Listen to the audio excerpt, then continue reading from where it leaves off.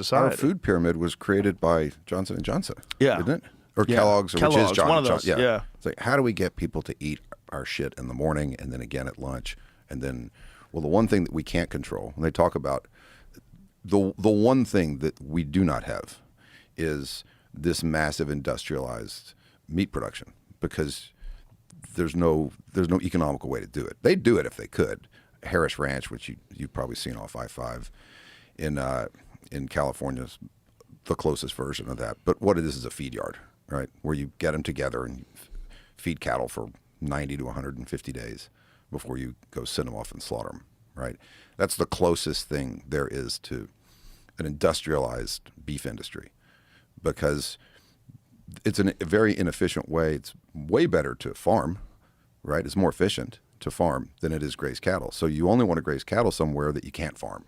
At the end of the day, you want to graze cattle are great at taking protein from poor protein sources and metabolizing it, right? So you graze them in real rocky terrain with native grasses that you can't farm, can't till it, you just can't. And it needs to be eaten by something, or weeds will overtake it, right? Because grass grows better when it's being grazed. And so there's no way to industrialize that or centralize it. The most centralized it is at the packing house, right, where you've got 4 major packing houses that control 90-something% of the beef industry. And that's starting to change. COVID was extremely helpful for the smaller farmer and rancher to sit there and get their product out, right, and find they start popping up. People have opened these USDA facilities that don't process 800 head of cattle an hour. They maybe do 50 or 50 a day.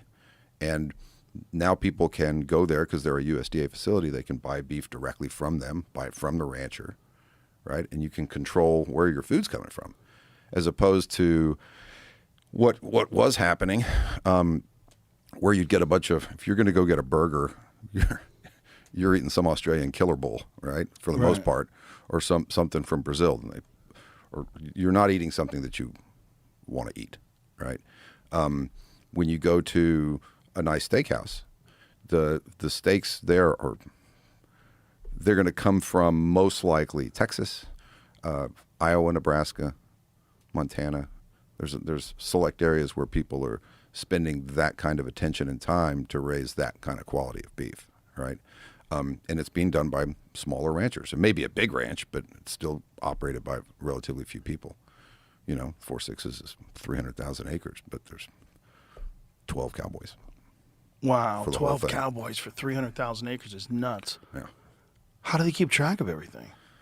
I mean, we break it down into pastures, and then you have, and then the pastures fall under, the terminology is this. Let's say, if you're in Guthrie, there's a camp, and we call it South Camp, because it's in the South, and it's responsible for 50,000 acres, right? Which is broken down into multiple pastures that are between 7 and 10,000 acres. There's one big pasture in that camp that's like 14,000 acres. And so then you have North Camp.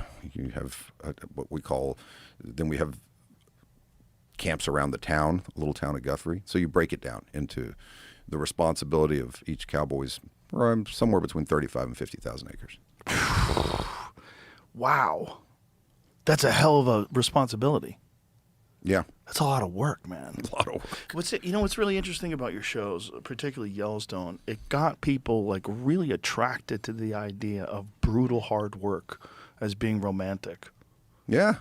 People like really identified with those guys on Yellowstone that were just like so dedicated to that ranch, so dedicated to busting their ass and working all day, hard fucking work, and then just hanging out together afterwards. And there's something about that life that's so simplistic and romantic to people that it just really resonated with so many people. They didn't even know that they liked that. Well, it's uniquely American, right? And the amount of freedom that is. So we move somebody out to South Camp, and we go, okay, so here you are. There's your house at South Camp. See you in a week or so. Go figure shit out. Keep track of the cattle. And you give them a string of horses, and they work their horses, and they ride that property. They know every inch of it, and you don't ever We don't have weekly corporate meetings. How do they get supplies? Is like the house stocked in advance? Yeah, or go to town. You know, towns, which is an endeavor, right? Town's 90 miles away. So you go to town once a week, right? And Stock it's an up. adventure. Stock up, go back. Wow. Yeah, but it's It's a crazy life. and people this isn't true of every cowboy. There's plenty of cowboys that typically they grow up on that ranch, and that's the life that they know, and that's what they want to do, right? But they still go off to college.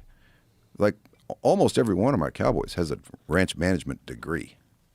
Like they went to school Wow. to study. What's a good school if you want to be a cowboy? I mean, there's quite a few of them. Texas Tech. I mean, that's a phenomenal ranch management program. A bunch of the guys on the sixes went there. TCU has a ranch management program, a good one. Texas A&M.